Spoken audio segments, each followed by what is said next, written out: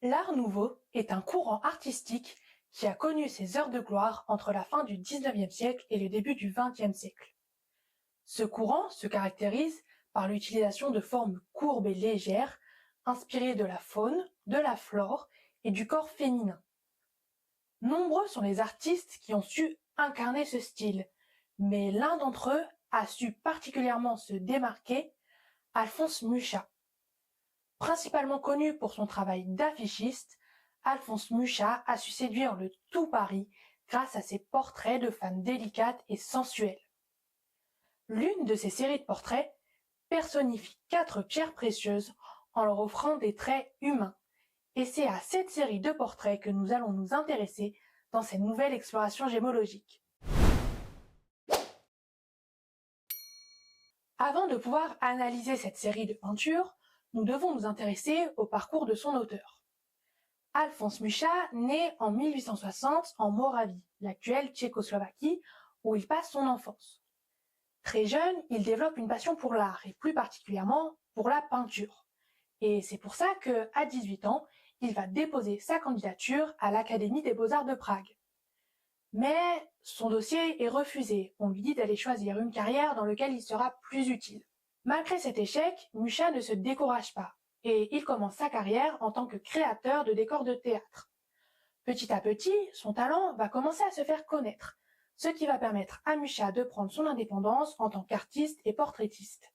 En 1885, Alphonse Mucha intègre la célèbre Académie de Munich, où il étudiera pendant 2 ans avant de déménager en France pour poursuivre ses études à Paris. En parallèle de ses études, Mucha réalise quelques peintures pour des revues, des catalogues ou encore des calendriers. En 1888, il est repéré par une célèbre maison d'édition parisienne qui va alors l'embaucher. Mais le succès d'Alphonse Mucha va réellement démarrer en 1895.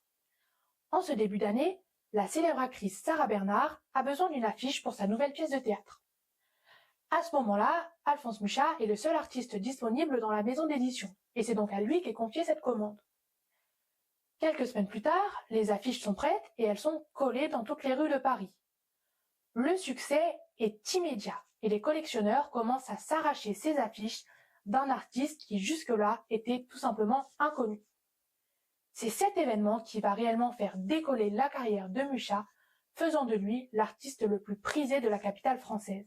En 1900, alors qu'il est au sommet de sa gloire, Alphonse Mucha réalise une série de 4 affiches sur le thème des pierres précieuses.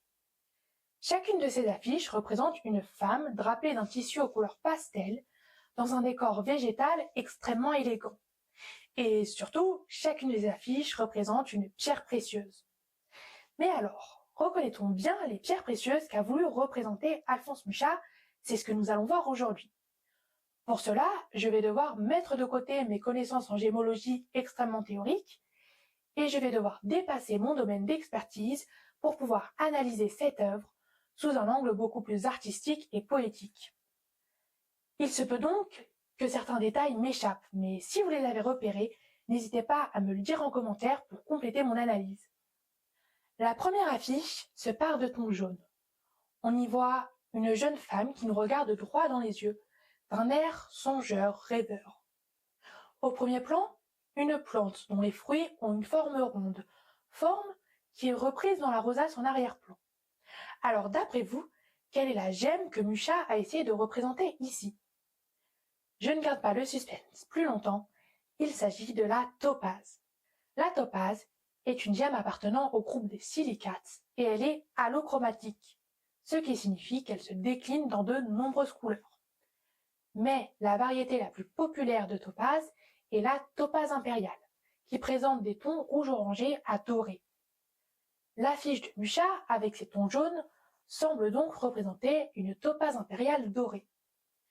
Dans l'Antiquité, on pensait que les topazes permettaient la prospection d'or et de trésors. Le fait de posséder une topaze permettait donc d'atteindre la richesse. Il se trouve que la plante au premier plan de l'affiche de Mucha est une lunarie annua, aussi connue sous le nom de monnaie du pape, en raison de la forme ronde de ses fruits qui fait penser à des pièces de monnaie.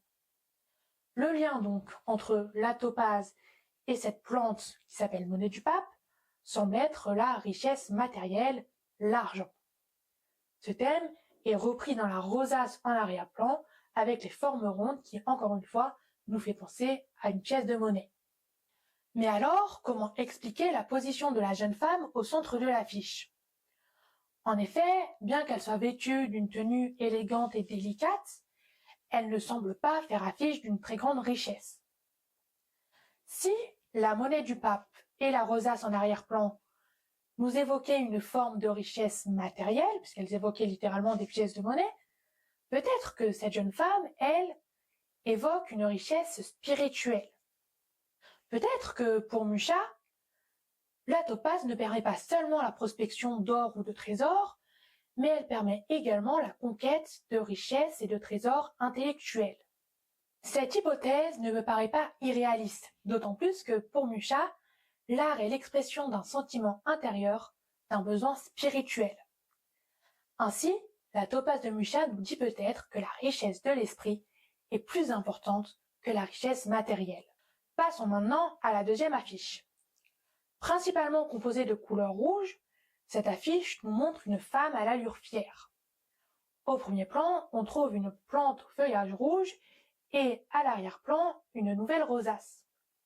Alors, d'après vous, quelle est la gemme qui est représentée ici? Eh bien, il s'agit du rubis. Le rubis est la variété rouge du corindon, un minéral du groupe des oxydes. Le rubis est une gemme souvent associée à l'amour et à la passion. Et c'est bien là tout le thème de cette affiche. Il y a tout d'abord les cœurs dans la chevelure de la jeune femme, qui sont un symbole universel d'amour. Ces cœurs sont accompagnés d'une robe au décolleté sensuel, presque séducteur. La jeune femme nous regarde d'un air de défi, comme si elle nous défiait d'oser aimer, d'oser l'amour. Elle tient dans sa main un pendentif qui rayonne telle une flamme, flamme symbole de passion. Dans la rosace en arrière-plan, on retrouve des motifs de lèvres et de cœurs imbriqués les uns dans les autres, encore une fois symbole d'amour et de passion. Enfin, au premier plan, il y a cette plante dont le feuillage rouge ressemble presque à des fleurs. Il s'agit d'un poinsettia, aussi connu sous le nom d'étoile de Noël. Il s'agit d'une plante que l'on offre en période de Noël et qui représente l'amour que l'on partage au moment des fêtes. Ainsi, sur cette affiche, Mucha a représenté le rubis comme symbole d'amour universel, depuis l'amour platonique représenté par le poinsettia jusqu'à l'amour charnel que l'on retrouve dans le motif des lèvres sur la rosace. La troisième affiche de cette série se pare de tons violets presque roses. La jeune femme nous regarde d'un air candide et innocent, et elle retient sa chevelure en arrière, laquelle est décorée de fleurs. Comme sur les autres affiches, on retrouve des fleurs en premier plan et une rosace en arrière-plan. Alors, d'après vous, quelle est la gemme représentée ici? Eh bien, il s'agit de l'améthyste. L'améthyste est la variété violette du quartz, minéral du groupe des silicates. Dans l'Antiquité, on pensait que les améthystes avaient le pouvoir de protéger de l'ivresse. L'ivresse due à l'alcool, mais plus généralement les ivresses de la vie, les excès. Cette affiche est plus difficile à analyser que les autres. Les fleurs, au premier plan, sont des iris, qui sont souvent associés à la sagesse. Les fleurs dans les cheveux de la jeune femme sont des passiflores, aussi appelées fleurs de la passion, et vous vous en doutez, elles sont un symbole de passion. Enfin, dans la rosace en arrière-plan, les motifs sont extrêmement fins et délicats, et ils ne semblent pas avoir une forme particulièrement identifiable. Au premier abord, cette affiche ne semble pas évoquer un thème particulier. Mais regardons cela de plus près. La jeune femme retient sa chevelure en arrière, comme pour la contrôler. Les passiflores se retrouvent elles aussi rognées en arrière, elles aussi sont contrôlées, comme si Mucha voulait nous dire de contrôler nos passions. La femme nous regarde d'un air songeur, comme si elle voulait nous jauger sans pour autant être dans le jugement. Les iris, elles, nous rappellent à la sagesse. Rappelez-vous, l'améthyste est une pierre qui est censée protéger des ivresses, des excès. Après la topaze, symbole de richesse, et le rubis dont l'amour est total, l'améthyste nous appelle à la sagesse de la modération, nous rappelant que nos désirs doivent être contrôlés. La dernière affiche de cette série se part de tons verts. La jeune femme est appuyée sur un accoudoir dont la forme est une chimère mi-félin, mi-serpent. Elle nous regarde d'un air confiant, peut-être même d'un air défiant. Alors, d'après vous, quelle pierre précieuse est représentée ici? Il s'agit bien évidemment de l'émeraude. L'émeraude est la variété verte du béryl, un minéral du groupe des silicates. Cette pierre a de nombreuses symboliques selon les croyances. Certains l'associent à l'amour et à la sagesse, d'autres à la nature et à la vitalité. Le mot émeraude, quant à lui, vient du grec smaragdos, signifiant pierre de cœur. Mais alors, quel est le lien entre l'émeraude et cette peinture de Mucha? C'est ce que nous allons essayer de comprendre. Cette affiche a une particularité. Elle est la seule de cette série à comporter des motifs animaux. Plus précisément, le motif du serpent, que l'on retrouve dans l'accoudoir sur lequel la femme est appuyée, dans son accessoire de cheveux, ainsi que dans la rosace en arrière-plan. Les serpents sont des animaux qui sont souvent craints par les humains, mais dans l'art, ils ont une symbolique plutôt positive. En effet, dans la peinture, les serpents incarnent le renouveau, le changement, la vie. Mais alors, quel est le lien entre l'émeraude et le thème du serpent? Eh bien, pour moi, le lien, c'est la vie. En effet, l'émeraude est la pierre de cœur. Le cœur est un symbole puissant de vie, tout comme le serpent symbolise la vie et le renouveau. La femme nous regarde d'un air de défi, comme si elle nous défiait de vivre, qu'elle nous ordonnait d'oser vivre. Et la plante dans tout ça? Parce que oui, j'ai pas encore parlé de la plante qui est au premier plan. Et j'ai une bonne raison à ça. C'est que j'ai pas réussi à l'identifier. Certains disent qu'il s'agit d'une plante fictive, inventée par Mucha, mais comme toutes les autres plantes de la série étaient facilement identifiables, j'ai du mal à le croire.